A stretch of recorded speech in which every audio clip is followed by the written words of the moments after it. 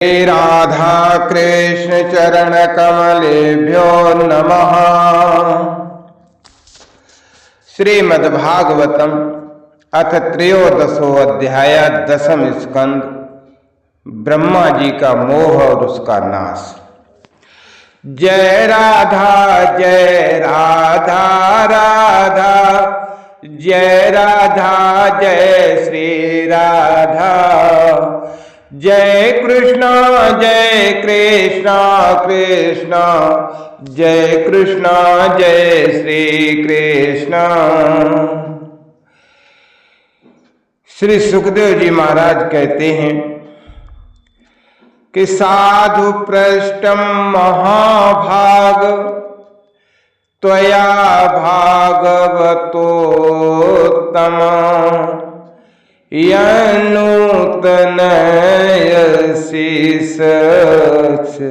श्रवन्नपि कथामुः।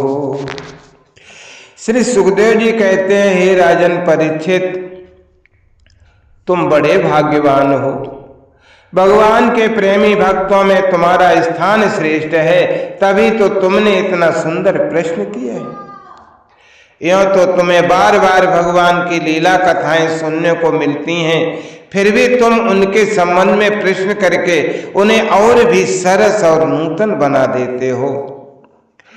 रसिक संतों की वाणी, कान और हृदय भगवान की लीला के गान, श्रवण और चिंतन के लिए ही होते हैं। उनका यह स्वभाव ही होता है कि वे क्षण प्रतिक्षण भगवान की लीलाओं का अपूर्व रसमयी और नित्य नूतन अनुभव करते रहें। ठीक वैसे ही जैसे लंपट पुरुषों को स्त्रियों की चर्चा में नया नया रस जान पड़ता है। हे परीक्षित, तुम एकाग्र चित्त से श्रवण करो। यद्यपि भगवान की यह लीला अत्यंत रहस्यमयी है, फिर भी मैं तुम्हें सुनाता हूं, क्योंकि दयालु आचार्य गण अपने प्रेमी शिष्य को गुप्त रहस्य भी बतला दिया करते हैं। ये तो मैं तुमसे कह ही चुका हूं कि भगवान श्री कृष्ण ने अपने साथी ग्वाल वालों को मृत्यु रूप अघासुर के मुंह से बचा लिया। इसके बाद वे उन्हें यमुना के पुलन पर ले आए और उनसे कहने लगे, हे मेरे प्यारे मित्रों, यमुना जी का यह पुलन अत्यंत रमणीय है। देखो तो सही, यहाँ की बालू कितनी कोमल है, स्वच्छ है।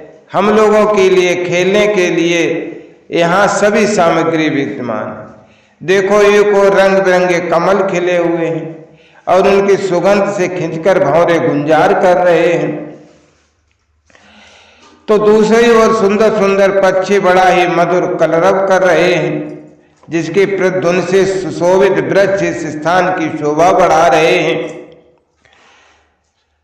अब हम लोगों को यहाँ भोजन कर लेना चाहिए, क्योंकि दिन बहुत चढ़ाया है और हम लोग भूख से पीड़ित हो रहे हैं। बछड़े पानी पीकर समीपी धीरे धीरे हरी हरी घास चरते रहें। ग्वाल वालों ने ये एक सुर से कहा, ठीक है ठीक है। उन्होंने बछड़ों को पानी पिलाकर हरी हरी घास में छोड़ दिया और अपने अपने छींके खोलकर भगवान के साथ बड़े आनंद से भोजन करने लगे। सबके बीच में भगवान श्री कृष्ण बैठ गए। कृष्णस्य विश्वक पुरराज मंडलैर व्यानना फुल दृशो व्रजार्भका। उनके चारों ओर ग्वाल वालों ने बहुत सी मंडलाकार पंक्तियां बना ली और एक से एक सटकर बैठ गए। सबके मुंह श्री कृष्ण की ओर थे और सबकी आंखें आनंद से खिल रही थीं।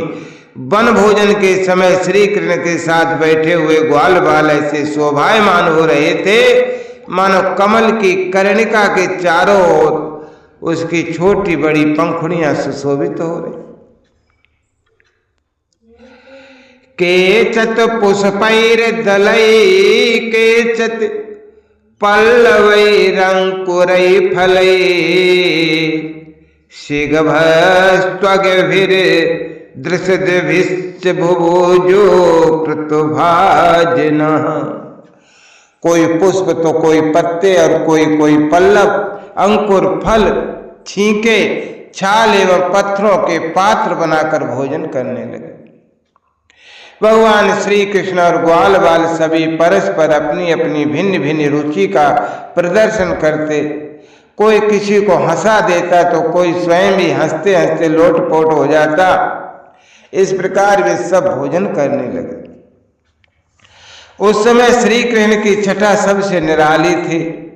उन्होंने मुरली को तो कमर की फेंट में आगे की ओर खोस लिया था, सींगी और बेंत बगल में दबा लिए थे। बाएं हाथ में बड़ा ही मधुर घृत मिश्रित दही भात का ग्रास था और अंगुलियों में अदरक, नींबू आदि के अचार मुरब्बे दबा रखे थे। ग्वाल बाल उनके चारों ओर से घेर कर बैठे हुए थे और वे स्वयं सबके बीच में बैठकर अपनी विनोद भरी बातों से अपने साथी ग्वाल बालों को हंसाते जा रहे थे। जो समस्त यज्ञों के एकमात्र भोक्ता हैं, वे ही आज भगवान ग्वाल बालों के साथ बैठकर इस प्रकार बाल लीला करते हुए भोजन कर रहे थे और स्वर्ग के देवता आश्चर्यचकित होकर ये अद्भुत लीला देख रहे थे। बिभ्रद वेणुम जठर पटयो श्रृंग वेत्रे चकच्छे बामे पाणौ मृषण कबलम तत्फलानि अंगुलिषु तिष्ठन् मध्ये स्वपर सुहृदयो हासयन नरमभिस्वे अस्वर्गे लोके मिसित बुभुजे यजुभुकुवाल के लिए। हे भरतवंशी शिरोमणि, इस प्रकार भोजन करते करते ग्वाल बाल भगवान की इस रहस्यमय लीला में तन्मय हो गए। उसी समय उनके बछड़े हरी हरी घास के लालच से घोर जंगल में बड़ी दूर निकल गए। जब ग्वाल वालों का ध्यान उस ओर गया तब तो वे भयभीत हो गए। उस समय अपने भक्तों के भय को भगा देने वाले भगवान श्री कृष्ण ने कहा, हे मेरे प्यारे मित्रों, तुम लोग भोजन करना बंद मत करो, मैं अभी बछड़ों को लिए आता हूं। ग्वाल वालों से इस प्रकार कहकर भगवान श्री कृष्ण हाथ में दही भात का कौर लिए ही पहाड़ों, गुफाओं, कुंजों एवं अन्य भयंकर स्थानों में अपने तथा साथियों के बछड़ों को ढूंढने चल दिए। परीक्षित, ब्रह्मा जी पहले से ही आकाश में उपस्थित थे। प्रभु के प्रभाव से अघासुर का मोक्ष देखकर उन्हें बड़ा आश्चर्य हुआ था। उन्होंने सोचा कि लीला से मनुष्य बालक बने हुए भगवान श्री कृष्ण के कोई मनोहर महिमामयी लीला देखनी चाहिए। ऐसा सोचकर उन्होंने पहले तो बछड़ों को और भगवान श्री कृष्ण के चले जाने पर ग्वाल बालों को भी अन्यत्र ले जाकर रख दिया और स्वयं अंतर्ध्यान हो गए। अंततः वे जड़ कमल की ही तो संतान है। भगवान श्री कृष्ण बछड़े न मिलने पर यमुना जी के पुलन पर लौट आए, परंतु यहाँ क्या देखते हैं कि ग्वाल बाल भी नहीं है। तब उन्होंने वन में घूम घूम कर चारों ओर उन्हें ढूंढा, परंतु जब ग्वाल बाल और बछड़े उन्हें कहीं न मिले तब वे तुरंत जान गए कि ये सब ब्रह्मा की करतूत है। वे तो सारे विश्व के एकमात्र ज्ञाता है। तथा कृष्णो मुदम कर्तुम तन्मात्रणाम चकस्य च उभयायत महात्मानं चक्रे विश्वकृदीश्वरः। अब भगवान श्री कृष्ण ने बछड़ों और ग्वाल बालों की माताओं को तथा ब्रह्मा जी को भी आनंदित करने के लिए अपने आप को ही बछड़ों और ग्वाल बालों दोनों के रूप में बना लिया, क्योंकि वे ही तो संपूर्ण विश्व के कर्ता और सर्वशक्तिमान ईश्वर हैं। भगवान सर्व समर्थ हैं। वे ब्रह्मा जी के चुराए हुए ग्वाल बाल और बछड़ों को ला सकते थे, किंतु इससे ब्रह्मा जी का मोह कहाँ दूर होता, और वे भगवान की उस दिव्य माया का ऐश्वर्य न देख सकते जिसने उनके विश्वकर्ता होने के अभिमान को नष्ट किया। इसलिए भगवान उन्हीं ग्वाल बाल और बछड़ों को न लाकर स्वयं ही वैसे ही एवं उतने ही ग्वाल बाल और बछड़े बन गए। परीक्षित, वे बालक और बछड़े संख्या में जितने थे, जितने छोटे छोटे उनके शरीर थे, उनके हाथ पैर जैसे जैसे थे, उनके पास जितनी और जैसी छड़ियां, शिंगी, बांसुरी, पत्ते और छींके थे, जैसे और जितने वस्त्राभूषण थे, उनके सील, उनके स्वभाव, गुण, नाम, रूप और अवस्थाएं जैसी थीं। जिस प्रकार वे खाते पीते और चलते थे, ठीक वैसे ही और उतने ही रूपों में सर्वस्वरूप भगवान श्री कृष्ण प्रकट हो। उस समय संपूर्ण जगत विष्णु रूप है, यह वेदवाणी मानो मूर्तमती होकर के प्रकट हो गई। सर्वं विष्णुमयं गिरो अंगुवदजः सर्वस्य रूपो बभू। सर्वात्मा भगवान स्वयं ही बछड़े बन गए और स्वयं ही ग्वाल बाल बन गए। अपने आत्मस्वरूप बछड़ों को अपने आत्मस्वरूप ग्वाल बालों के द्वारा घेर कर अपने ही साथ अनेकों प्रकार के खेल करते हुए उन्होंने ब्रज में प्रवेश किया। परीक्षित, जिस ग्वाल बाल के जो बछड़े थे, उन्हें उसी ग्वाल बाल के रूप से अलग अलग ले जाकर उसके बाखल में घुसा दिया और विभिन्न बालकों के रूप में उनके भिन्न भिन्न घरों में चले। ग्वाल बालों की माताएं बांसुरी की तान सुनते ही जल्दी से दौड़ आईं। ग्वाल बाल बने हुए परब्रह्म श्री कृष्ण को अपने बच्चे समझकर हाथों से उठाकर उन्होंने जोर से हृदय से लगा लिया। वे अपने स्तनों से वात्सल्य स्नेह की अधिकता के कारण सुधा से भी मधुर और आसव से भी मादक चुचुआता हुआ दूध उन्हें पिलाने लगे। परीक्षित, इसी प्रकार प्रतिदिन संध्या समय भगवान श्री कृष्ण ग्वाल बालों के रूप में वन से लौट आते और अपनी बाल सुलभ लीलाओं से माताओं को आनंदित करते। वे माताएं उन्हें उघटन लगाती, नहलाती, चंदन का लेप करती और अच्छे अच्छे वस्त्रों तथा गहनों से सजाती। दोनों भवों के बीच में जीठ से बचाने के लिए काजल का डिटौना लगा देती तथा भोजन कराती और तरह तरह से बड़े लाड़ प्यार से उनका लालन पालन करती। ग्वालिनों के समान गौएं भी जब जंगलों में से चरकर जल्दी जल्दी लौटते और उनकी हुंकार सुनकर उनके प्यारे बछड़े दौड़कर उनके पास आ जाते, तब वे बार बार उन्हें अपनी जीभ से चाटती और अपना दूध पिलाती। उस समय स्नेह की अधिकता के कारण उनके थनों से स्वयं ही दूध की धारा बहने लगती। इन गायों और ग्वालिनों का मात्र भाव पहले जैसा ही ऐश्वर्य ज्ञान रहित और विशुद्ध था। हाँ, अपने असली पुत्रों की अपेक्षा इस समय उनका स्नेह अवश्य कुछ अधिक था।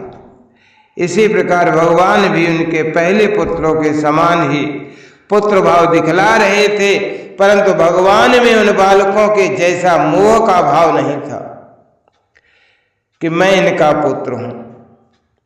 अपने अपने बालकों के प्रति ब्रजवासियों की स्नेह लता दिन प्रतिदिन 1 वर्ष तक धीरे धीरे बढ़ती ही गई, यहाँ तक कि पहले श्री कृष्ण में उनका जो असीम और अपूर्व प्रेम था, वैसा ही अपने इन बालकों के प्रति भी हो गया। इस प्रकार सर्वात्मा श्री कृष्ण बछड़े और ग्वाल बालों के बहाने गोपाल बनकर अपने बालक रूप से वत्स रूप का पालन करते हुए 1 वर्ष तक वन और गोष्ठ में क्रीड़ा करते रहे। एकदाचार्यन बतसान सरामो वनमा विशत पंचसासूत्रिया मासो हायना पूरणीश्वजा। जब 1 वर्ष पूरा होने में 5-6 रातें शेष थीं, तब एक दिन भगवान श्री कृष्ण बलराम जी के साथ बछड़ों को चराते हुए वन में गए। उस समय गौएं गोवर्धन की चोटी पर घास चर रही थीं। वहां से उन्होंने ब्रिज के पास ही घास चरते हुए बहुत दूर अपने बछड़ों को देखा। बछड़ों को देखते ही गौओं का वात्सल्य स्नेह उमड़ आया। वे अपने आप की सुध-बुध खो बैठी और ग्वालों के रोकने की कुछ भी परवाह न कर जिस मार्ग से वे न जा सकते थे उस मार्ग से हुंकार करती हुई बड़े वेग से दौड़ पड़ी। उस समय उनके थनों से दूध बहता जाता था और उनकी गर्दनें सिकुड़कर डील से मिल गई थीं और वे पूंछ तथा सिर उठाकर इतने वेग से दौड़ रही थीं कि मालूम होता था मानो उनके दो ही पैर हैं। जिन गांवों के और भी बछड़े हो चुके थे वे भी गोवर्धन के नीचे अपने पहले बछड़ों के पास दौड़ आईं और उन्हें स्नेह बस अपने आप बहता हुआ दूध पिलाने लगी। उस समय वे अपने बच्चों का एक एक अंग ऐसे चाव से चाट रही थीं मानो उन्हें अपने पेट में रख लेंगी। गोपों ने उन्हें रोकने का बहुत कुछ प्रयत्न किया परंतु उनका सारा प्रयत्न व्यर्थ रहा। उन्हें अपनी विफलता पर कुछ लज्जा और गायों पर बड़ा क्रोध आया।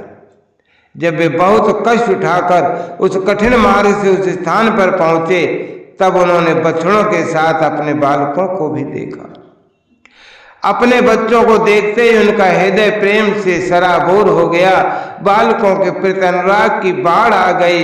उनका क्रोध न जाने कहाँ हवा हो गया। उन्होंने अपने अपने बालकों को गोद में उठाकर हृदय से लगा लिया और उनका मस्तक सूंघकर अत्यंत आनंदित हुए। बूढ़े गोपों को अपने बालकों के आलिंगन से परम आनंद प्राप्त हुआ। वे निहाल हो गए। फिर बड़े कष्ट से उन्हें छोड़कर धीरे धीरे वहां से गए। जाने के बाद भी बालकों के और उनके आलिंगन के स्मरण से उनके नेत्रों से प्रेम के अश्रु बहते रहे। बलराम जी ने देखा कि ब्रजवासी गोप गौएं और ग्वालिनों की उन संतानों पर भी जिन्होंने अपनी माँ का दूध पीना छोड़ दिया है, इस क्षण प्रतिक्षण प्रेम संपत्ति और उसके अनुरूप उत्कंठा बढ़ती जा रही। तब वे विचार में पड़ गए क्योंकि उन्हें इसका कारण मालूम न था। बलराम जी ने देखा कि ब्रजवासी ये गोप गौएं ग्वालिनों की उन संतानों पर भी जिन्होंने अपनी माँ का दूध पीना छोड़ दिया है, क्षण प्रतिक्षण प्रेम संपत्ति और उसके अनुरूप उत्कंठा बढ़ती ही जा रही है। तब वे विचार में पड़ गए क्योंकि उन्हें इसका कारण मालूम न था। यह कैसी विचित्र बात है। सर्वात्मा श्री कृष्ण में ब्रजवासियों का और मेरा जैसा अपूर्व स्नेह है वैसा ही इन बालकों और बछड़ों पर भी बढ़ता जा रहा है। कि अम्बा कुता आयाता देवी वा नार्युतासुरी प्रायो माया सुमे भरतुर नान्या में अपि विमोहनी। अरे ये कौन सी माया है, कहां से आई है, किसी देवता की है, किसी मनुष्य की अथवा असुरों की है? नहीं नहीं, ये तो मेरे प्रभु की माया लग रही है और किसी की माया में ऐसी सामर्थ्य नहीं जो मुझे भी सम्मोहित कर ले। बलराम जी ने ऐसा विचार करके ज्ञान दृष्टि से देखा तो उन्हें ऐसा मालूम हुआ कि इन सब बछड़ों और ग्वाल वालों के रूप में केवल मेरा श्री कृष्ण ही श्री कृष्ण है। तब उन्होंने श्री कृष्ण से कहा, भगवान ये ग्वाल बाल बछड़े न देवता हैं और न तो कोई ऋषि मुनि है। इन भिन्न भिन्न रूपों का आश्रय लेने पर भी आप अकेले ही इन रूपों में प्रकाशित हो रहे हैं। कृपया स्पष्ट करके थोड़े में ही ये बतला दीजिए कि आप इस प्रकार बछड़े बालक सिंगी रस्सी आदि के रूप में अलग अलग क्यों प्रकाशित हो रहे हैं। तब भगवान ने ब्रह्मा जी की सारी करतूत सुनाई और बलराम जी ने सब बातें जान ली। परीक्षित तब तक ब्रह्मा जी ब्रह्मलोक से ब्रज में लौट आए और उनके कालमान से अब तक केवल एक त्रुटि जितनी देर में तीखी सुई से कमल की पंखुड़ी छिदे, इतना समय त्रुटि कहलाता है। इस समय व्यतीत हुआ था तो उन्होंने देखा कि भगवान श्री कृष्ण ग्वाल बाल और बछड़ों के साथ 1 साल से पहले की ही भांति क्रीड़ा कर रहे हैं। वे सोचने लगे कि गोकुल में जितने भी ग्वाल बाल और बछड़े थे वे तो मेरी मायामयी सैया पर सो रहे हैं, उनको तो मैंने अपनी माया से अचेत कर दिया है, वे तब से अब तक सचेत हुए नहीं। अब मेरी माया से मोहित ग्वाल बाल और बछड़ों के अतिरिक्त ये उतने ही दूसरे बालक और बछड़े कहां से आ गए जो 1 साल से भगवान के साथ क्रीड़ा कर रहे हैं। ब्रह्मा जी ने दोनों स्थानों पर दोनों को देखा और बहुत देर तक ध्यान करके अपनी ज्ञान दृष्टि से उनका रहस्य खोलना चाहा, परंतु इन दोनों में कौन से पहले के ग्वाल बाल हैं और कौन से पीछे बना लिए गए हैं, इनमें से कौन सच्चे हैं और कौन बनावटी हैं, ये बात वे किसी प्रकार भी न समझ सके। एवं सम्मोहयन विष्णु विमोहम वेश मोहनम स्वयैव मायाया जो अपि स्वमेव विमोहिता। भगवान श्री कृष्ण की माया में तो सभी मुग्ध हो रहे हैं, परंतु कोई भी माया मोह भगवान का स्पर्श कहां कर पाता। ब्रह्मा जी उन्हीं भगवान श्री कृष्ण को अपनी माया से मोहित करने चले थे, किंतु उनको मोहित करना तो दूर रहा, बेअजन्मा होने पर भी अपनी ही माया से अपने आप मोहित हो गए। जिस प्रकार रात के घोर अंधकार में कोहरे के अंधकार का और दिन के प्रकाश में जुगनू के प्रकाश का पता नहीं चलता, वैसे ही जब क्षुद्र पुरुष महापुरुषों पर अपनी माया का प्रयोग करते हैं तब वो उनका तो कुछ नहीं बिगाड़ सकते, अपना ही प्रभाव खो बैठते। अब ब्रह्मा जी विचार कर ही रहे थे कि उनके देखते देखते उसी क्षण सभी ग्वाल बाल और बछड़े श्री कृष्ण के रूप में दिखाई पड़ने लगे। सबके सब सजल जलधर के समान श्याम वर्ण पीताम्बरधारी, शंख चक्र गदा और पद्म से युक्त चतुर्भुज, सबके सिर पर मुकुट, कानों में कुंडल और कंठों में मनोहर हार तथा वनमालाएं शोभामान हो रही। उनके वक्षस्थल पर सुवर्ण की सुनहरी रेखा श्रीवत्स, बाहुओं में बाजूबंद, कलाइयों में शंखाकार रत्नों से जड़े कंगन, चरणों में नूपुर कड़े, कमर में करधनी तथा अंगुलियों में अंगूठियां जगमगा रही थी। मेनक से सिक्त समस्त अंगों में कोमल और नूतल तुलसी की मालाएं जो उन्हें बड़े भाग्यशाली भक्तों ने पहनाई थी धारण किए हुए थे। उनकी मुस्कान चांदनी के समान उज्जवल थे और रत्नारे नेत्रों के कटाक्षपूर्ण चितवन बड़ी ही मधुर थे। ऐसा ज्ञान पड़ता था मानो वे इन दोनों के द्वारा सत्वगुण और रजोगुण को स्वीकार करके भक्तजनों के हृदय में शुद्ध लालसाएं जगाकर उनको पूर्ण कर रहे हैं। ब्रह्मा जी ने यह भी देखा कि उन्हीं के जैसे दूसरे ब्रह्मा से लेकर तृण तक सभी चराचर जीव मूर्तिमान होकर नाचते गाते उनके अनेक प्रकार से पूजा सामग्री से अलग अलग भगवान के उन सब रूपों की उपासना कर रहे हैं। उन्हें अलग अलग अणिमा महिमा आदि सिद्धियां, माया विद्या आदि विभूतियां, महतत्व आदि 24 तत्व चारों ओर से घेरे हुए। प्रकृति में क्षोभ उत्पन्न करने वाला काल, उसके परिणाम का कारण, स्वभाव वासनाओं को जगाने वाला संस्कार, कामनाएं, कर्म, विषय और फल, ये सभी मूर्तिमान होकर भगवान के प्रत्येक रूप की उपासना कर रहे हैं। भगवान की सत्ता और महत्ता के सामने उन सभी की सत्ता और महत्ता अपना अस्तित्व खो बैठी थी।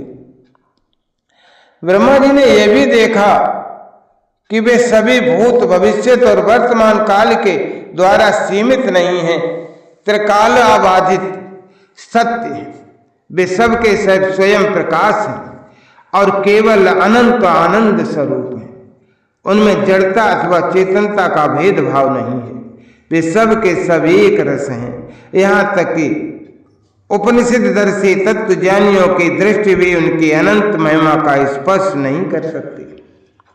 इस प्रकार ब्रह्मा जी ने एक साथ ही देखा कि वे सब के सब उन पर ब्रह्म परमात्मा श्री कृष्ण के ही स्वरूप हैं, जिनके प्रकाश से सारा चराचर जगत प्रकाशित हो रहा है।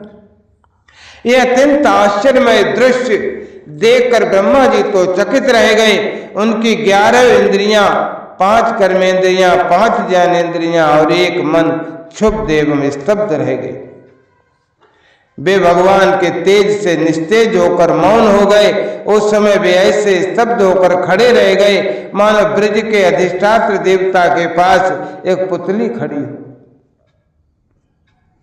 परीक्षित, भगवान का स्वरूप तर्क से परे है, उसकी महिमा असाधारण है।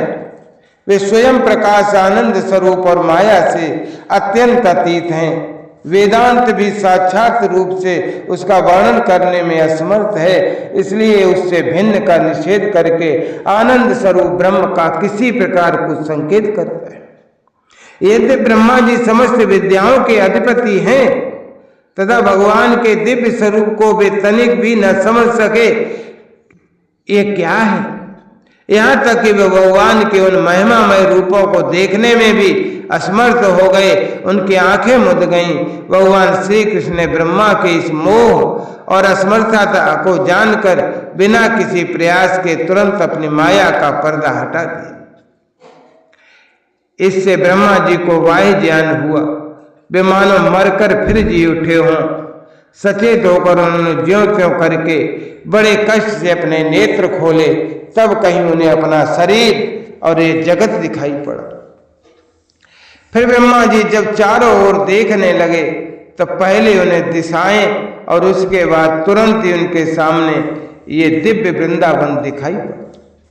वृंदावन सबके लिए एक सा प्यारा है। जिधर देखिए उधर ही जीवों को जीवन देने वाले फल और फूलों से लदे हुए हरे भरे पत्तों से लहलाते हुए वृक्षों की पातें शोभा पा रही हैं। भगवान श्री कृष्ण की लीला भूमि होने के कारण वृंदावन धाम में क्रोध, तृष्णा और दोष आज प्रवेश नहीं कर सकते। वहां स्वभाव से ही परस्पर दुस्तज्य वैर रखने वाले मनुष्य और पशु पक्षी भी प्रेमी मित्रों के समान हिलमिल कर एक साथ रहते हैं। ब्रह्मा जी ने वृंदावन का दर्शन करने के बाद देखा कि अद्वितीय परब्रह्म गोपंश के बालक का सा नाट्य कर रहा है। एक होने पर भी उसके सखा है, अनंत होने पर भी वो इधर उधर घूम रहा है और उसका ज्ञान अगाध होने पर भी वो अपने ग्वाल बाल और बछड़ों को ढूंढ रहा है। ब्रह्मा जी ने देखा कि जैसे भगवान श्री कृष्ण पहले अपने हाथ में दही भात का कौर लिए उन्हें ढूंढ रहे थे, वैसे ही अब भी अकेले ही उनकी खोज में लगे।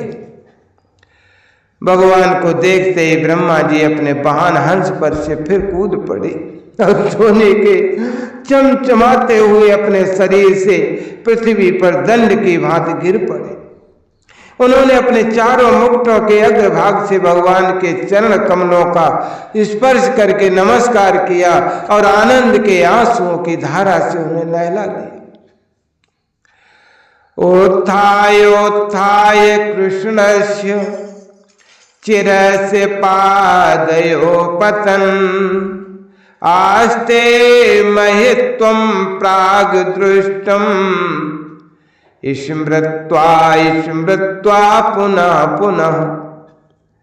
वे भगवान श्री कृष्ण की पहले देखी हुई महिमा का बार बार स्मरण करते, उनके चरणों पर फिर गिर पड़ते और उठ कर फिर गिर पड़ते। इसी प्रकार बहुत देर तक वे भगवान के चरणों पर ही पड़े रहे। फिर धीरे धीरे उठे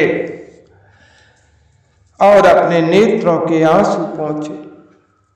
प्रेम और मुक्ति के एकमात्र उद्गम भगवान को देखकर उनका सिर झुक गया।